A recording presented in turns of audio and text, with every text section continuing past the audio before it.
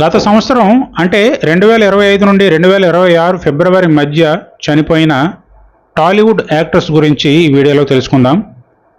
టాలీవుడ్ నటి జయవాహిని కొంతకాలంగా క్యాన్సర్తో పోరాడుతూ ఫిబ్రవరి 4, 2026న కన్నుమూయటం జరిగింది.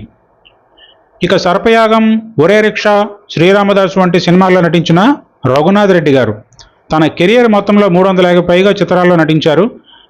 ఈయన కొన్ని అనారోగ్య సమస్యల కారణంగా తన 82వ ఏట ఫిబ్రవరి 1, 2026న పరమపదించారు. అలాగే తెలుగులో కమెడియన్గా, క్యారెక్టర్ ఆర్టిస్ట్గా, విలన్గా తన విశేషమైన నటనతో ఎంతగానో ఆకట్టుకున్న కోట శ్రీనివాసరావు గారు కూడా ఆరోగ్యం క్షీణించడంతో జూలై 13, 2025న 83 ఏళ్ల వయసులో కన్నుమూశారు. ఇక అలనాటి పాతతరం నటి, సింగర్ అయినటువంటి సి కృష్ణవేణి గారు కూడా ఇటీవలే ఫిబ్రవరి 16, 2025న మరణించడం జరిగింది.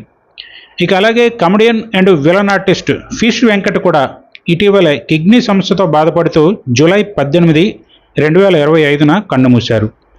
అలాగే టీవీ యాంకర్ స్వేచ్ఛ జూన్ 27, 2025న 35 ఏళ్ల వయసులో హైదరాబాద్లోని అపార్ట్మెంట్లో అనుమానాస్పద స్థితిలో మరణించారు. ఇక అలనాటి పాతతరం హీరోయిన్లో ఒకరు బి సరోజాదేవి గారు కూడా 2025లో అనారోగ్య సమస్యలతో తన 87వ ఏట తుది శ్వాస విడిచారు. అలాగే తెలుగు సినిమా తొలి ప్లేబ్యాక్ సింగర్ ఆర్ బాలసరస్వతి గారు కూడా ఇటీవలే అక్టోబర్ 2025లో పరమపదించారు. అప్పటికి ఆవిడ వయస్సు 97 ఏళ్ళు.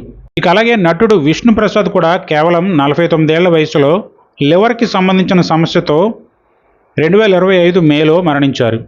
ఇక మహాభారతంలో కర్ణుడిగా చేసిన పంకజ్ ధీర్, అలాగే రాజకుమారుడు సినిమాలో పోలీస్ పాత్రలో నటించిన ఆశ్రని కూడా 2025లో చనిపోయారు. అలాగే మరో బాలీవుడ్ సీనియర్ హీరో ధర్మేంద్ర కూడా ఇటీవలే చనిపోవడం జరిగింది.